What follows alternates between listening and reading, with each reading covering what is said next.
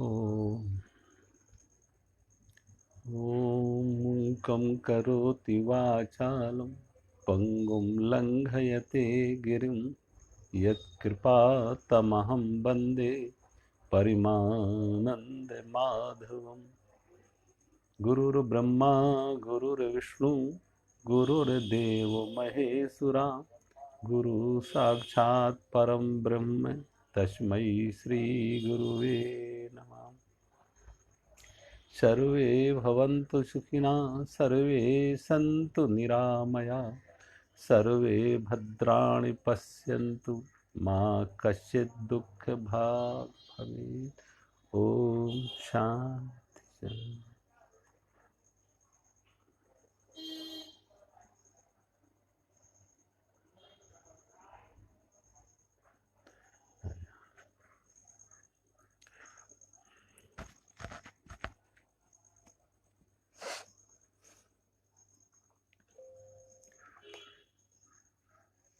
अध्याय 11 श्लोक नंबर 21।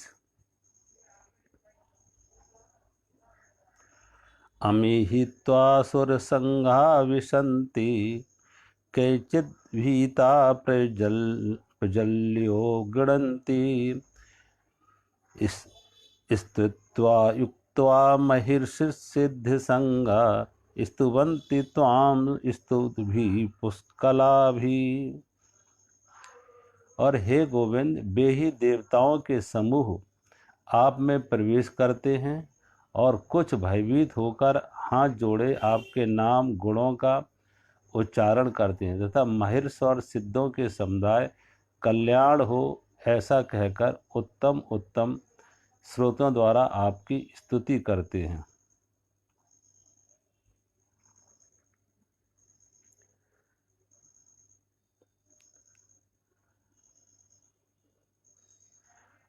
अगले श्लोक में है रुद्रादित्या बसवो ये च साध्या विश्वेशनो मरुतश्चोष्णपाशया गंधर्व यक्षासुर सिद्ध संगा वीक्षन्ते त्वां विस्मृतांश्चैव सर्वे। और हे परमेश्वर, 11 रुद्र और 12 आदित्य, 8 वसु, 7 गण, विश्वदेव, अश्विनी कुमार तथा मरुदगढ़ और पितरों का समुदाय तथा गंधर्व यक्ष राक्षस और सिद्धों के समुदाय हैं, वे सभी विस्मित होकर आपको देखते हैं।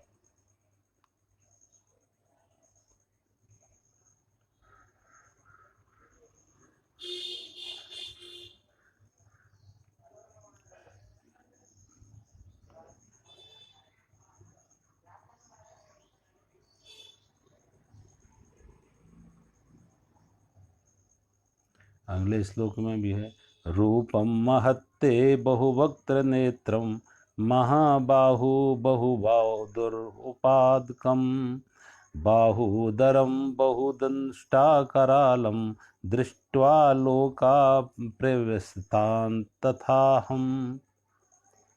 और हे महाबाहु, आपके बहुत मुख और नेत्रों वाले, बहुत हाथ, जंघा और पैरों वाले, बहुत उदरों वाले और बहुत सी दाढ़ों के कारण अनंत विकराल महान रूप देखकर सब लोग व्याकुल हो रहे हैं तथा मैं भी व्याकुल हो रहा हूँ।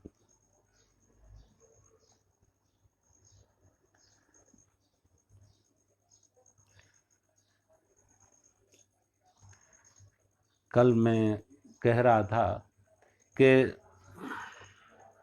आजकल सारी दुनिया के जितने मनस्वेद हैं, मनोवैज्ञानिक हैं, वे एक बात पे काफ़ी जोर देते हैं कि धर्म की उत्पत्ति का कारण भय और प्रलोभन रहा।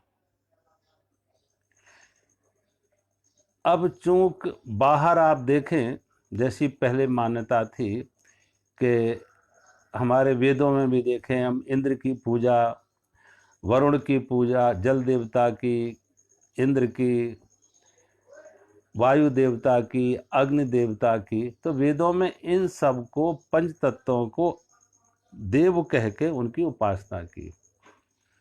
अब इसमें एक बड़ा कारण ये भी है कि कभी कभी जब आदमी प्रकृति के बीच में रहता था, उतनी सुविधा व्यवस्था नहीं थी।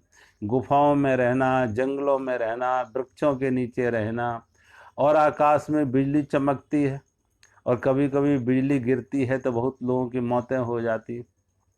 कभी कोई भूकंप आया, कभी कोई ज्वालामुखी फटा, कभी कोई अतिवृष्टि अनावृष्टि हुई।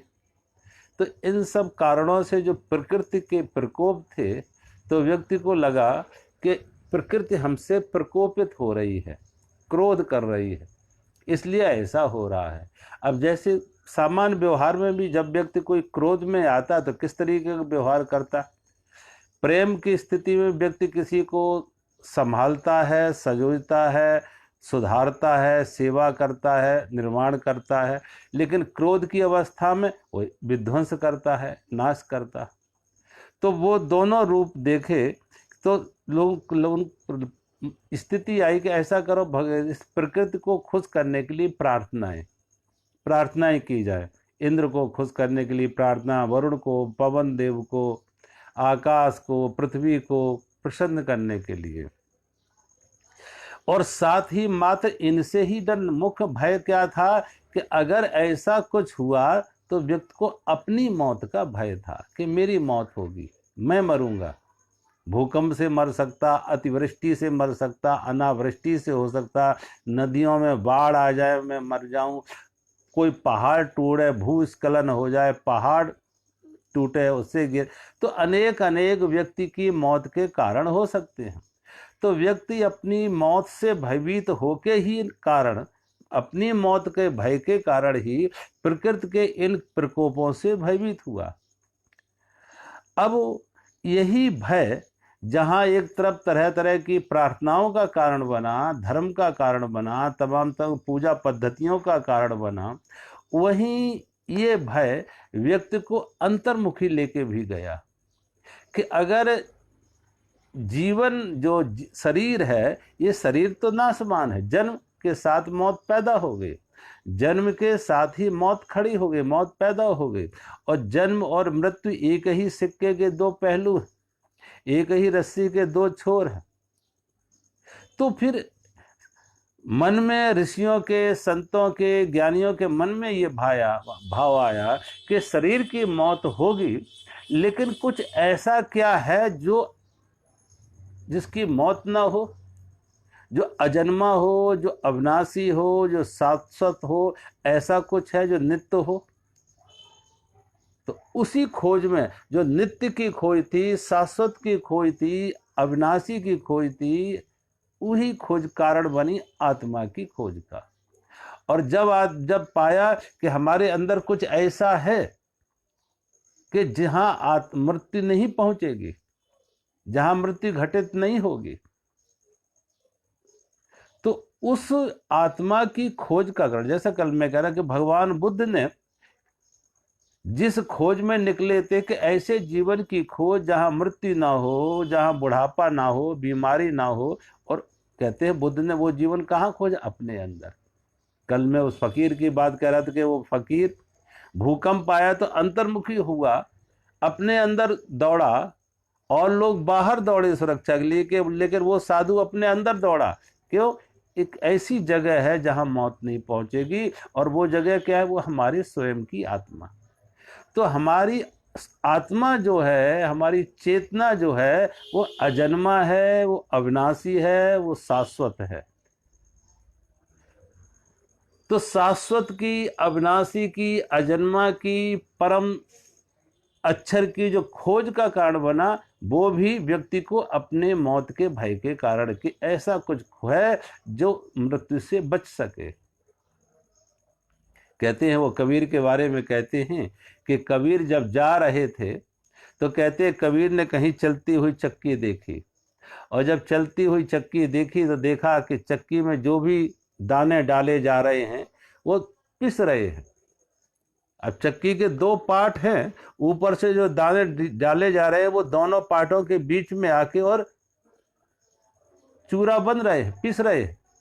तो कहते हैं कबीर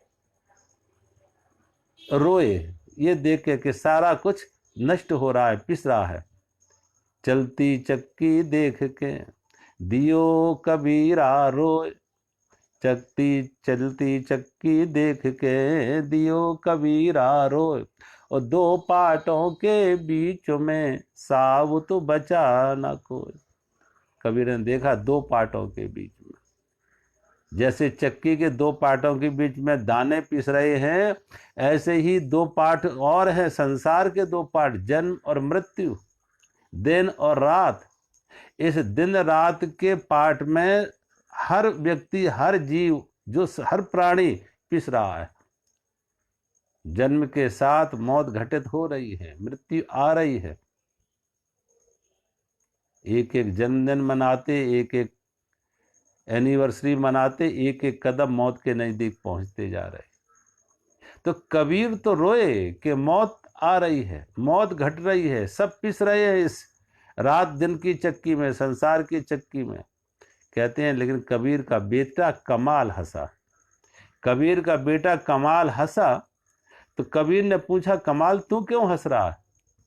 तो कमाल ने कहा, जिससे आप रो रहे हैं उस वही कारण से मैं हंस रहा हूं। जो आपके रोने का कारण है वही मेरे हंसने का कारण है। क्या कारण है मेरे हंसने का? कि चलती चक्की देख के दियो कमाल ठटाए, और कीली को जो गह रहो ताको आँच न आए। कमाल ने कहा कि चलती चक्की देख के दियो कमाल। मैं तो हंसा इसलिए, क्यों हंसा? कि चक्की के पाटों के बीच में जो आ गया वो तो पिस गया, लेकिन जिसने कील का सहारा ले लिया वो बच गया। कीली को जो गहरो ताको आँच न रहा। जो कीली का जिसने सहारा लिया, धुरी का सहारा लिया, उसको ताको आँच ना आए, वो नहीं मिटा, वो नहीं पीसा। तो कहने का अर्थ है जो शरीर के स्तर पर जी रहे हैं वो तो पिसेंगे, शरीर तो जन्म हुआ तो मौत आएगी, लेकिन जो शरीर के अंदर जिन्होंने उस आत्मा रूपी कीली को खोज लिया, चेतना रूपी कीली को खोज रखे, इस शरीर में, इस विनाशी शरीर में अविनाशी भी छिपा हुआ है, इस अनित्य शरीर में नित्य भी छिपा हुआ है, इस क्षणभंगुर शरीर में शाश्वत भी छिपा हुआ है। तो जिसने उस शाश्वत की खोज कर ली, अजन्मा की खोज कर ली, अविनाशी की खोज कर ली, नित्य की खोज कर ली, वो भी अपने अंदर है। वो भी कील की तरह, जैसे पाट नहीं चलता बिना कील के, जैसे दो पाट नहीं चलता है कील के बिना, ऐसे ही आत्मा के बिना संसार नहीं चलता, जीवन नहीं चलता। जीवन का जो मूल आधार है, मूल आश्रय है, उसे आत्मा कहो, परमात्मा कहो। पिछले श्लोक में दिया था कि परमात्मा सबका परम आश्रय है। तो परम आश्रय परमात्मा सभी का है, और जो परमात्मा व्याप्त है वही परमात्मा, जो समष्टि में व्याप्त है वो परमात्मा, और जो हमारे अंदर व्याप्त है वो आत्मा। तो जिसने आत्मा का सहारा ले लिया, परमात्मा का सहारा ले लिया, वो मृत्यु से मुक्त हो गए, वो मृत्यु से मुक्त हो गए, वो मृत्यु के भय से मुक्त हो गए। अब इसमें दिखाया कि देवता भी दुखी हो रहे, देवता भी दुखी हो रहे हैं, सिद्ध गंधर्व भी दुखी हो रहे हैं, यक्ष भी दुखी हो रहे हैं, महर्षि भी दुखी हो रहे।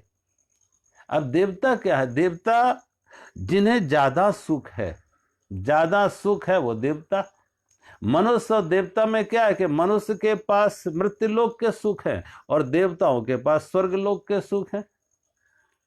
मृत आदमी का सुख कभी सुख और दुख में परिणत हो जाता है, मिला है तो छूट जाता, छिन जाता, भोग है तो रोग भी आते हैं।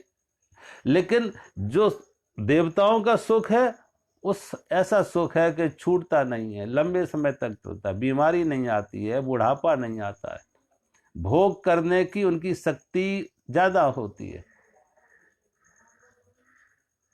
वहां बुढ़ापा नहीं आएगा, बीमारी नहीं आएगी, पुरुष सदा जवान रहेगा, स्त्रियां सदा जवान रहेंगी। तो कहने का अर्थ है, लेकिन मौत का भय उन्हें भी है। मौत का भय उन्हें भी है।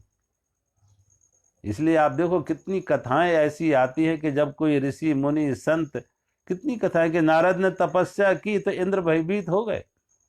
नारद ने तपस्या की, इंद्र भयभीत हो गए, कहीं मेरा इंद्रासन तो नहीं छीनना चाहते, इसलिए तपस्या नहीं करे कि मेरा इंद्रासन छीने। तो भेजो अप्सराओं को, करो कोई कूटनीति, कोई रचो कोई षड्यंत्र कि संत की तपस्या से डिगाया जा सके। ऐसी कितनी कथाएं पुराणों में भरी पड़ी हैं कि इंद्र किस तरीके से संतों की भजन साधना पूजा तपस्या में विघ्न डालने के लिए आए। क्यों? उसे अपने इंद्रासन का खतरा है कि मेरा इंद्रासन ना छिन जाए। तो जो सुखी व्यक्ति है, साधन संपन्न है, वो ज्यादा दुखी होता है, वो ज्यादा भयभीत होता है। एक आदमी जिसके पास कुछ नहीं है, वो सोचा मेरा जाएगा क्या, मेरा खोएगा क्या, छूटेगा क्या, लुटेगा क्या, मेरे पास है ही क्या। आप देखो एक मृत्यु के समय भी जो एक धनवान ज्यादा भयभीत होता है। वो सोचा हमने इतना धन इकट्ठा किया, इतना वैभव इकट्ठा किया, इसका क्या होगा, इसका क्या होगा, ये तो सब छोड़ के हम जा रहे हैं। अब जिसके पास कुछ है ही नहीं, उसके आसक्ति का कोई कारण नहीं, जिसके पास कुछ है ही नहीं उसकी संसार की आसक्ति का कोई कारण नहीं है, और जिसके पास कुछ है उसकी आसक्ति है, और जितनी ज्यादा आसक्ति है उतना ही मौत का भय है।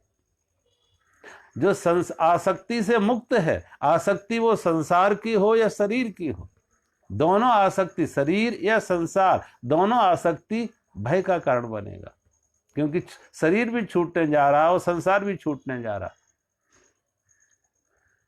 तो जिनके पास जो साधन संपन्न है, देवता ज्यादा दुखी है, देवता ज्यादा भयभीत है। सिद्ध का अर्थ यहां होता है जिन्होंने सिद्धियां, रिद्धि सिद्धियां अपने पास एकत्रित की हैं, किसी तरह की साधनाओं से रिद्धि सिद्धि इकट्ठी की, लेकिन उनके पास आत्मज्ञान नहीं है। अगर आत्मज्ञान होता तो भय का कोई कारण नहीं था। मौत तो आएगी लेकिन शरीर की, आत्मा की नहीं। संसार छूटेगा, पदार्थ छूटेंगे, विषय छूटेंगे, वस्तु छूटेंगे, संबंध छूटेंगे, शरीर छूटेगा, लेकिन आत्मा नहीं। आत्मा नहीं, आत्मा अजन्मा है, आत्मा नित्य है, आत्मा शाश्वत है। जो आत्मा का स्वाद जिन्होंने लिया है, आत्मा का अनुभव जिन्होंने लिया है, आत्मा के स्तर पर जो जीवन को जिए हैं, वो दुख से मुक्त हो गए, वो मृत्यु के भय से भी मुक्त हो गए, वो संयोग वियोग से भी मुक्त हो गए। तो महर्षि है, महर्षि का अर्थ भी है कि जिनके पास ज्ञान ज्यादा है, शास्त्रीय ज्ञान ज्यादा है। अब शास्त्रीय ज्ञान बहुतों के पास हो जाता, लेकिन अनुभव नहीं आता। अगर अनुभव है तो दुख का कोई कारण नहीं, फिर मृत्यु का भय नहीं। और फिर इसमें दिखा रहे कि असल में मृत्यु नहीं है। जिन्हें समझ है वो देख रहे कि मृत्यु नहीं है। एक जा रहा, एक आ रहा। जब वृक्ष में पतझड़ होता है, तो पतझड़ होता है तो दुख का कारण दुख लगता है कि पतझड़, सारा वृक्ष नंगा हो गया, सारे वृक्ष पत्ते झड़ गए। लेकिन वो पतझड़ के साथ ही बसंत भी जुड़ा हुआ है। पतझड़ आया, पत्ते गए, तो नए पत्ते आने वाले हैं, बसंत आने वाला है, नए पत्ते आने वाले हैं, नया श्रृंगार होने वाला, वृक्ष का नया श्रृंगार, नए वस्त्र, नए आभूषण वृक्ष में आने वाले और सज जाते हैं। देखो पतझड़ के बाद जब वसंत आता है तो वृक्ष में कैसी हरियाली आ जाती है, कैसे सुंदर फूल खिल जाते हैं, एक नववधू की तरह वृक्ष सजे हुए लगते हैं। अब ये सजावट कब हुई? जबकि पतझड़ भी आया। बसंत कब आया? पतझड़ के बाद। ऐसे जन्म के मृत्यु के, अगर जन्म पहला कदम है मौत का, तो मौत पहला कदम है जन्म का, कि मौत के बाद जन्म, मौत के बाद फिर जन्म, पतझड़ के बाद फिर बसंत।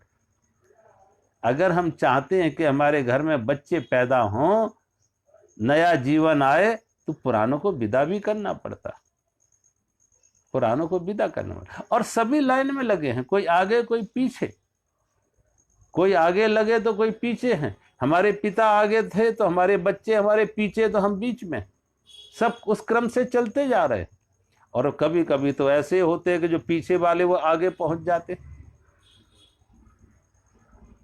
तो सभी के साथ जुड़े हुए हैं, लेकिन जिन्हें अनुभव है, ज्ञान है, समझ है, आत्मा का जिन्होंने अनुभव लिया है, उन्हें मृत्यु के भय से मुक्त, कि हाँ कुछ मरने वाला नहीं है, नया जीवन मिलने जा रहे, नए वस्त्र पहनने जा रहे। वासांसि जीर्णानि यथा विहाय नमानि गिनराति नरो पराणि, यथा शरीरान विहाय जीर्णानि अन्यान संयाति नवान देहि। गीता में भगवान कह रहे जैसे हम पुराने वस्त्र उतार के नए वस्त्र धारण करते हैं, ऐसे ही जीवात्मा नया शरीर धारण करती है। जैसे हम पुराने वस्त्र उतार के नए वस्त्र धारण करते दुखी नहीं होते, खुश होके पुराना हटाते हैं, नया वस्त्र खुश होके पहनते हैं, प्रसन्नता पूर्वक पहनते हैं, नए वस्त्र को धारण करके प्रसन्नता का अनुभव करते हैं। ऐसे ही जीवात्मा एक शरीर त्याग के नए शरीर में प्रवेश करती है। इधर मृत्यु हुआ तो उस दूसरी तरफ नए जीवन में प्रवेश किया, नए गर्भ में प्रवेश किया, नए जन्म का कारण बना। एक साधु कोई अपनी कुटिया में बैठा हुआ था, अंधेरी कुटिया में बैठा, चारों तरफ से अंधेरा, कुटिया के बाहर चारों तरफ से अंधेरा। वो अपनी कुटिया में बैठे एक छोटा सा दिया जलाए कुछ लिख रहा था, कुछ लिख रहा था। अचानक उसने देखा उसके झोपड़ी में एक पक्षी बाहर से आया, कहीं से एक पक्षी बाहर से कहीं से आया, और उसकी झोपड़ी के अंदर उस पक्षी ने 2-4 चक्कर लगाए। उस दिया के प्रकाश में, रोशनी के प्रकाश में उसने 2-4 चक्कर झोपड़ी में लगाए, और फिर एक दरवाजे से आया था तो दूसरे दरवाजे से बाहर चला गया, एक दरवाजे से आया तो दूसरे दरवाजे से बाहर चला गया। साधु ने कहा, विचार आया कि देखो यही जीवन है। पक्षी जब बाहर था तो पक्षी का ज्ञान नहीं था, पक्षी जब बाहर था झोपड़ी से तो उसका ज्ञान नहीं था कि कहीं पक्षी है। और फिर झोपड़ी में आया, 2-4 चक्कर लगाए, हमने जाना, उसके रोशनी दिए के प्रकाश में उसे जाना, देखा, और फिर वो दूसरे दरवाजे से बाहर निकल गया, अंधेरे में फिर खो गया। अब अंधेरे में खो गया का अर्थ ये नहीं कि वो नष्ट हो गया, वो हमारी आंख से ओझल हो गया, बस वो अंधकार में विलीन हो गया, आंख से ओझल हो गया, नष्ट नहीं हो गया। पहले भी था, बीच में प्रकाश में आया तो हमने जाना, देखा, आंख ने पहचाना, समझा, लेकिन फिर आंख से ओझल हो गया। आंख से ओझल होने का अर्थ है नष्ट होना नहीं है। ऐसे ही एक जीवात्मा एक शरीर में आती है, मृत्यु के बाद वो हमारे आंख से ओझल हो जाती है। ओझल होने का अर्थ ये नहीं कि वो उसका अस्तित्व नष्ट हो गया, वो अस्तित्वहीन हो गया, अस्तित्व रहा, नए रूप में रहा, अदृश्य में खो गया, आंख से ओझल हो गया, लेकिन नष्ट नहीं हुआ। आप देखें, कोई किसी व्यक्ति को आप जाते हुए देखते हैं, कोई जहाज, पानी का जहाज देखे, काफी दूर तक दिख जाते, पानी के जहाज दूर तक दिखते हैं, और वो कब तक दिखते रहेंगे, जब तक पृथ्वी के गोलाई के नीचे नहीं आ जाते हैं। क्यों, पृथ्वी गोल है, जब तक वो ऊपर की तरफ जा रहे हैं तो दिखेंगे, और जब पृथ्वी के गोलाई के नीचे की तरफ जाएंगे तो गोलाई में छिप जाते, फिर वो दिखते नहीं।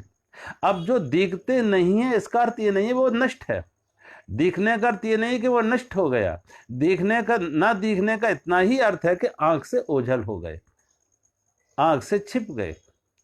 सत्ता है उनकी, अस्तित्व है उनका, वो है, लेकिन आंख से ओझल हो गए, आंख की पकड़ में नहीं आए, बस। ऐसे ही भगवान कहते हैं कि जन्म और मृत्यु एक ही जीवन के 2 छोर हैं। हम जन्म चाहते हैं तो ये मान के चले कि जन्म के साथ मौत भी। अब गंगा को देखो, गंगा जा रही है, गंगा सागर में जा रही है, बड़ी तेजी से दौड़ती हुई गंगा सागर में जा रही है। और हम कहेंगे कि गंगा गंगा सागर में जाके विलय हो गई, नष्ट हो गई, खत्म नहीं हुई। एक गंगा तो गंगा सागर में जाके विलय हुई। जो पृथ्वी पर गंगा ये दौड़ रही है, गंगा सागर की तरफ जा रही है, सागर में जाके मिल जाती है, नष्ट नहीं हुई। दूसरी गंगा सागर से फिर चलती है। एक हिमालय की गंगा गंगा सागर में गई, फिर गंगा सागर से गंगा फिर उठी, सागर से गंगा फिर उठी और आकाश के मार्ग से फिर हिमालय में पहुंची, फिर गंगोत्री पहुंची, आकाश के मार्ग से फिर वो हिमालय पहुंची दूसरी गंगा। एक दृश्य थी, एक अदृश्य रूप में आई, एक स्थूल रूप में बह के गई तो एक सूक्ष्म रूप में आकाश में बादल बन के गई। गर्मी में समुद्र का पानी तपता है, भाप बनता है, भाप बादल बनते हैं और वो बादल फिर समुद्र से हिमालय जाते हैं और हिमालय में जाके बर्फ गिराते हैं। तो जो सागर से हिमालय तक की, गंगोत्री तक की यात्रा आकाश से हुई, वो दिखती नहीं है, वो नहीं दिखती है कि वो वहां भी गंगा बह रही है। सागर से भी गंगा हिमालय की तरफ, गंगोत्री की तरफ जा रही है। सागर से गंगा उठ के आकाश के मार्ग से गंगोत्री जा रही है और गंगोत्री की गंगा फिर सागर की तरफ जा रही है। तो ये चक्र है, ये चक्र है सृष्टि का, प्रकृति का ये चक्र है, दृश्य अदृश्य का ये चक्र है, जन्म और मृत्यु का एक चक्र है। भगवान कहते हैं जो इस चक्र को समझते हैं उनके लिए कोई दुख का कारण नहीं। और भगवान के दोनों रूप हैं।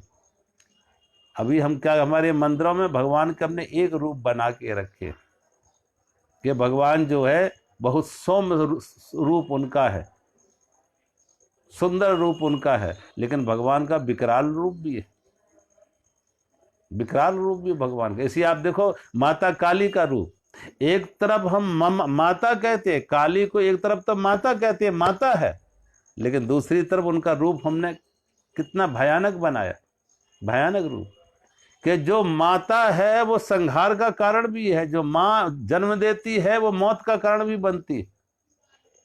गलों में मुंडों की माला है, हाथ में खप्पर है, कृपाण है, खून का खप्पर लिए हैं और किसी की छाती पर, शिव की छाती पर पैर रख के खड़ी हैं। तो अब दोनों कल्पना है, जो मां में ममता है तो मां मृत्यु, मां जन्म का कारण है तो मां मौत का भी कारण है। परमात्मा दोनों में है, परमात्मा में दोनों है। परमात्मा एक छोर पर मां का रूप है, उत्पत्ति का कारण है, तो वही परमात्मा दूसरे छोर पर मृत्यु का कारण भी है, मृत्यु का कारण भी परमात्मा है।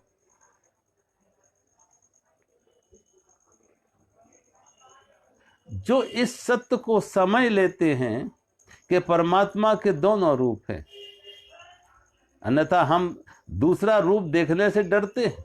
भगवान का जो भयानक रूप है, जैसे कल मैं कह रहा था कि ईसाइयों में और यहूदियों में, कि यहूदियों ने भगवान के विकराल रूप को लिया, भयानक रूप को लिया, मृत्यु के रूप को लिया, और क्रिश्चियंस ने जो न्यू टेस्टामेंट में भगवान के उस रूप को लिया जहाँ सौम्य है, दयालु है, प्रेम है।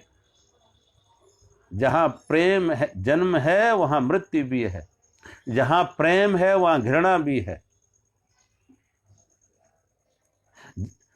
आप देखें दोनों का ये द्वंद्व है, ये द्वंद्व है, सुख के साथ दुख, मान के साथ अपमान, लाभ के साथ हानि, जन्म के साथ मौत।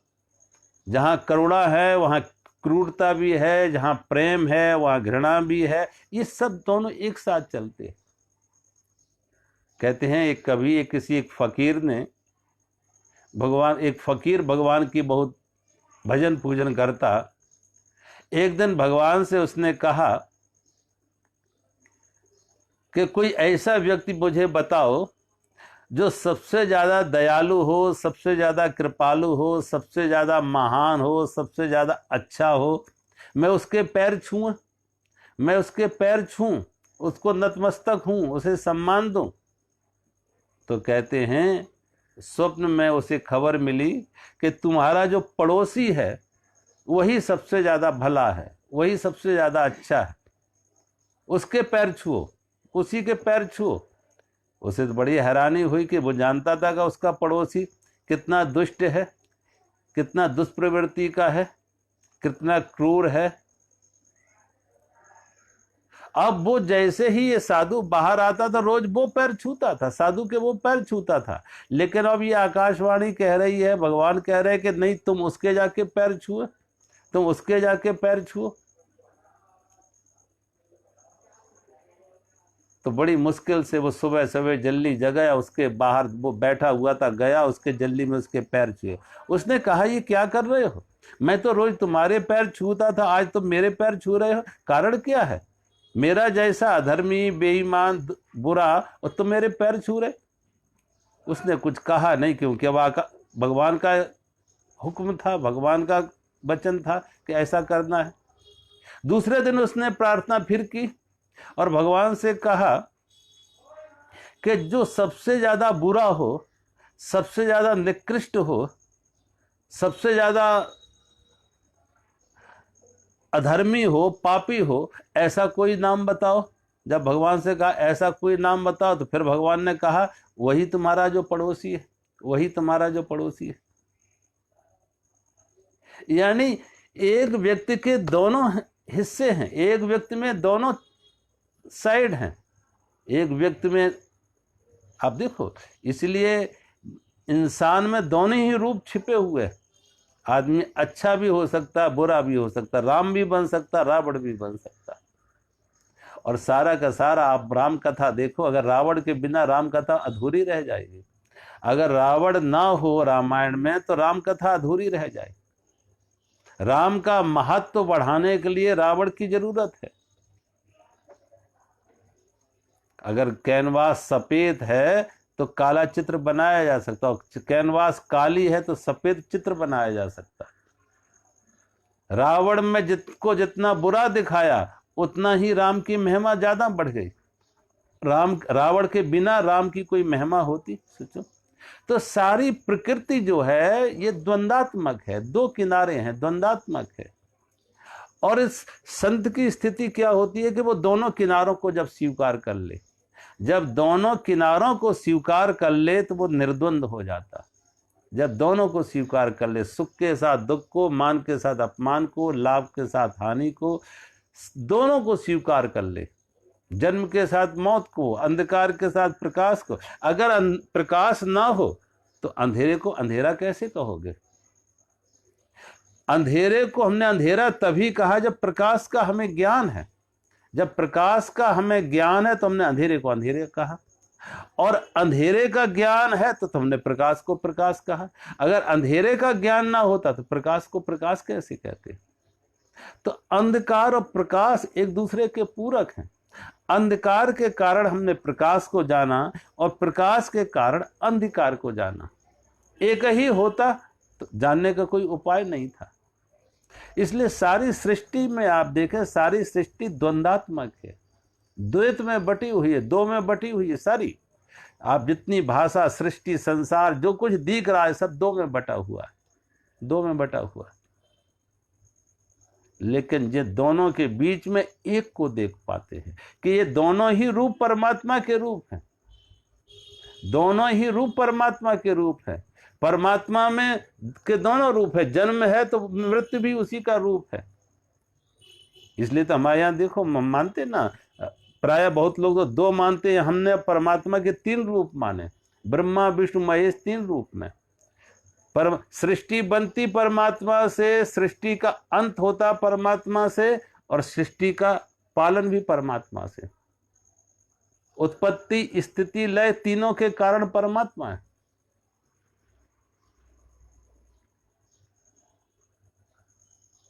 तो जो द्वंद्व को स्वीकार कर लेता वो निर्द्वंद हो जाता, जो द्वैत को स्वीकार कर लेता वो अद्वैत में प्रवाह। संसार के व्यवहार में, संसार है तो द्वैत है, व्यवहार है तो द्वैत रहेगा।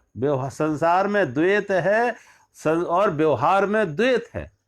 लेकिन जो द्वैत को स्वीकार कर लेता वो अद्वैत में प्रवेश कर सकता है। जो दो द्वैत को स्वीकार करता उसे अद्वैत की समझ आ जाती है कि उन दोनों के बीच में कोई एक है, इन दोनों को संभालने वाला कोई एक है, अद्वैत है। वहां जहां दोनों मिल जाते हैं अद्वैत हो जाता है। परमात्मा अद्वैत है क्योंकि परमात्मा में द्वैत है, दोनों से। परमात्मा में दोनों है, शुभ भी है अशुभ भी है, पाप है और पुण्य भी है, और सारे रूप परमात्मा के रूप है, सारे रूप। अब देखो हमारे यहाँ हमने लोगों ने कल्पना की है नरसिंह भगवान की। अब नरसिंह भगवान की क्या है कि भगवान नर भी है और सिंह भी है, मनुष्य भी है और पशु भी है। और हमारे कितने अवतार पशु के हुए, मत्स्य अवतार हुए, बराहा अवतार हुआ भगवान का, हयग्रीव अवतार हुआ घोड़े के रूप में, बराहा अवतार हुआ बराह के रूप में, मत्स्य अवतार हुआ मछली के रूप में, कूर्म अवतार हुआ कछुआ के रूप में। तो कहने का अर्थ है सारी सृष्टि में जितना जीव जगत प्राणी है वो सब परमात्मा के रूप है। ये नहीं खाली मनुष्य ही, सारा जीव जगत प्राणी जो है वो सब परमात्मा के रूप है, और सब में परमात्मा समान रूप से समाया हुआ है, और सब में परमात्मा की सत्ता है।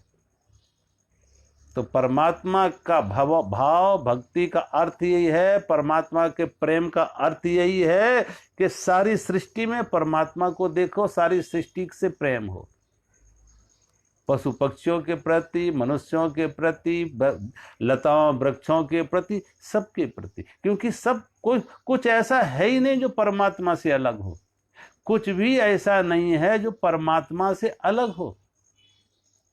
परमात्मा को जानना, परमात्मा को देखना का अर्थ यही है कि सारी सृष्टि में परमात्मा को देखना, सारी सृष्टि को परमात्मा का रूप मानना। अगले श्लोक में भगवान कह रहे हैं,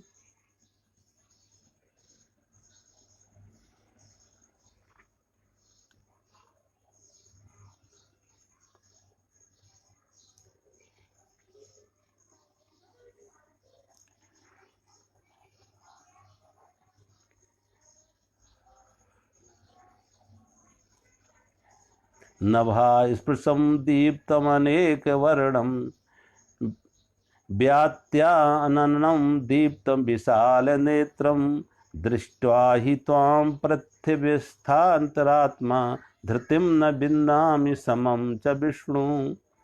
और हे विष्णु, आकाश को स्पर्श करने वाले देदीप्यमान अनेक वर्णों से युक्त तथा फैलाए हुए मुख और प्रकाशमान विशाल नेत्रों युक्त आपको देखकर भयभीत अंतःकरण वाला मैं धीरज और शांति नहीं पाता हूँ। मैं धीरज और शांति नहीं पाता हूँ, भयभीत अंतःकरण वाला। फैलाए हुए मुख, प्रकाशमान विशाल नेत्रों से। आगे अर्जुन कह रहे हैं, दृष्टा करालानि चत्ते मुखानि दृष्टे वैव कालानल सन्निधमानि दिशो न जाने न लभे न शर्मा प्रसीद देवेश जगन्निवासा। हे भगवान, दाढ़ों के कारण विकराल और प्रलयकाली अग्नि के समान प्रज्वलित आपके मुखों को देखकर मैं दिशाओं को नहीं जानता हूँ और सुख भी नहीं पाता हूँ। इसलिए हे देवेश, हे जगन्निवास, आप प्रसन्न हो।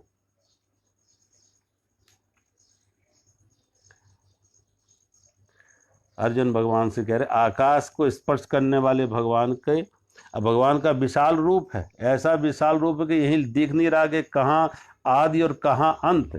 तो लगता है सारा आकाश भगवान में सिमट गया हो। और अनेक वर्णों से युक्त, अनेक वर्ण, अनेक अनेक तरह के रंग हैं, फैलाए हुए मुख वाले, मुख उनका फैला हुआ है, प्रकाशमान विशाल ने उनके नेत्रों से ज्योति निकल रही है, प्रकाश निकल रहा, अग्नि निकल रही है। आपको देखकर भयभीत अंतःकरण वाला मैं धीरज और शांति नहीं पाता हूँ। भयभीत अंतःकरण वाला, जब हमारा मन भयभीत हो जाए तो अंतःकरण में शांति धीरज खत्म हो जाता है और शांति नहीं होती है, धैर्य नहीं होता। आदमी ऐसी भय की स्थिति में अधैर्य हो जाता। वो थोड़े समय की परिस्थिति भी भय की परिस्थिति थोड़े समय की भी हो, लेकिन थोड़े समय की परिस्थिति भी उसके लिए अधैर्य कारण बने कि ये परिस्थिति कब हटे, धीरज नहीं रखता, कब हटे, और शांति नहीं पाता है।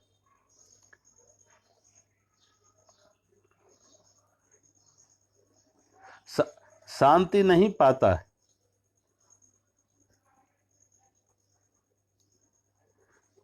दाढ़ों के कारण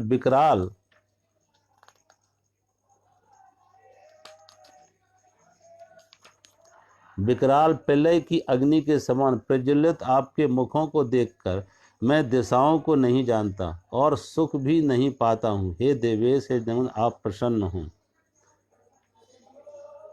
देखो, भगवान के इस रूप को अर्जुन ने जब देखा तो अब एक ही उपाय होता है ऐसी व्यक्ति, ऐसी स्थिति में आदमी क्या होता है कि समर्पण करता है। देखो, दो तरह से, जो मैंने कहा ना, सारी सृष्टि द्वैत में है कि जन्म है तो मृत्यु है, संयोग वियोग है, मान अपमान, तो द्वैत का है। अब द्वैत में भय का कारण होता है कि जो मिला वो छूटेगा, जन्म है तो मौत आएगी। तो उस स्थिति में क्या होता है कि व्यक्ति एक तरफ ज्ञान के मार्ग में उस आत्म चेतन को खोजे, आत्मा को खोजता है, अंतर्मुखी होता है, अपनी अंतरात्मा में स्थिर होता है। दूसरा, अर्जुन की क्या स्थिति कि अर्जुन ने कोई बड़ी साधना नहीं की, कि अर्जुन ने कोई योग साधना की हो, समाधि का अनुभव किया हो, आत्म साक्षात्कार किया हो बुद्ध महावीर की तरह। लेकिन अर्जुन की एक विशेषता है कि अर्जुन में भाव है, भक्ति है, समर्पण है। समर्पण है। अगर समर्पण भी व्यक्ति में पूर्णता आ जाए तो वही स्थिति उसकी आ जाती है जो समाधि से आती है, कि मैं का विसर्जन हो जाता, मैं नहीं रहता, मैं का विसर्जन हो जाता, समर्पण की स्थिति आ जाए। अब वो परमात्मा की धारा, जैसे नदी में आप देखें, एक घास का तिनका, एक आदमी नदी के विपरीत बह रहा है, एक आदमी नदी के विपरीत तैर रहा है, विपरीत जा रहा है, और दूसरा नदी के धारा के साथ बह रहा है। जो नदी के धारा के साथ प्रवाहित हो रहा है, बह रहा है, उसके लिए नदी उसके सहायक बन जाती है, सहयोगी बन जाती है। और जो नदी के विपरीत जा रहा है, वो नदी उसके लिए बाधा बन जाती है, रुकावट बन जाती है, थकाने कारण बन जाती है। तो जो समर्पण में है वो नदी के अनुकूल जा रहा है, नदी के प्रवाह में जा रहा है। और यही एक उपाय है कि नदी के प्रवाह में अपने को छोड़ दो, तैरो मत तिरो। एक घास का तिनका कोई मन चाहा मुकाम चाह रहा, मंजिल चाह रहा, किनारा चाह रहा, और दूसरा घास का तिनका नदी की धारा के साथ बह रहा, जहां डुबा दे नदी वही किनारा, जहां पहुंचा दे वही मुकाम, जहां पहुंचूं वही जीवन का ध्येय, लक्ष्य। तो अपनी कोई मांग नहीं, परमात्मा के साथ विराट के प्रति समर्पण। अब अर्जुन को कृष्ण पर भरोसा है, विश्वास है, तो समर्पण की स्थिति में आते हैं। और समर्पण की जब स्थिति में आते हैं तो भगवान से कहते हैं कि आप प्रसन्न होकर अपना वो रूप ले आए जो रूप पहले था। क्योंकि अर्जुन को भरोसा है कि हमने ही कहा था अपना रूप दिखाने का, भगवान ने वो रूप दिखाया, और अब भगवान की हम पर कृपा है, हम भगवान के साथ हैं। लेकिन दोनों रूप भगवान से जुड़े हुए हैं। भगवान जन्म का कारण भी है तो मृत्यु का कारण भी है, दोनों रूप भगवान के रूप हैं। तो इस तरीके से अर्जुन अब भगवान से प्रार्थना कर रहा है कि आप अपना रूप दिखाओ, क्योंकि सभी भयभीत हो रहे हैं, चारों सब दिशाओं में कहीं भी सुख नहीं है, आंख प्रलय की अग्नि के समान प्रज्वलित हो रहे हैं। जब भगवान ने प्रहलाद को भी अपना ये रूप दिखाया था नरसिंह अवतार रूप में, कि भगवान का सिर था वो सिंह का था और शरीर मनुष्य का था, नर और सिंह रूप में, तो सब देवता भयभीत हो गए थे, लेकिन प्रहलाद भयभीत नहीं हुआ था। सब देवता भयभीत हो गए थे लेकिन प्रहलाद भयभीत नहीं हुआ था। और सभी देवताओं ने भगवान से प्रार्थना की कि प्रभु आप अपना क्रोध शांत करो, और भगवान ने नहीं सुना किसी की प्रार्थना। फिर इन देवताओं ने लक्ष्मी जी से प्रार्थना की कि आपके पति हैं विष्णु, आप प्रार्थना करो कि भगवान का क्रोध शांत हो, तब भी भगवान ने लक्ष्मी की प्रार्थना भी ना सुनी। अंत में लक्ष्मी ने प्रहलाद से कहा, प्रहलाद तुम्हारे कारण भगवान ने अवतार लिया है, इस नरसिंह रूप में आए हैं, तुम प्रार्थना करो कि भगवान का क्रोध शांत हो। और जब प्रहलाद ने प्रार्थना की तो भगवान का क्रोध शांत हो जाता प्रहलाद की प्रार्थना से, और भगवान प्रहलाद को उठा के अपनी गोद में बिठा लेते, अपनी गोद में बिठा लेते। और जैसे कहते हैं गाय बछड़े को चाटती है, ऐसे ही भगवान अपनी लंबी जीभ से प्रहलाद को चाटने लगे और भगवान का क्रोध शांत हो गया। तो जो एक भक्त है, जिसमें समर्पण है, श्रद्धा है, भाव है, भक्ति है, उसको भय का कोई कारण नहीं। वो देख रहा है जीवन भी उसी के हाथ में, मौत भी उसी के हाथ में, वो ही सब कुछ है। तो जिसका ऐसा समर्पण हो वो भय से मुक्त हो जाता, समर्पण से भय से मुक्त हो जाता। जिनके पास समर्पण नहीं है, भाव भक्ति नहीं है, मात्र कुछ बौद्धिक ज्ञान है, शास्त्रीय ज्ञान है, अनुभव मुक्त, अनुभव शून्य है, ऐसे व्यक्तियों को भय का कारण चूर, क्योंकि वो ये स्वरूप को नहीं देखना चाहते जो रूप भगवान दिखा रहे हैं। आज मैं यहीं समाप्त करते हैं। मेरा सभी को प्रणाम। हरि ओम।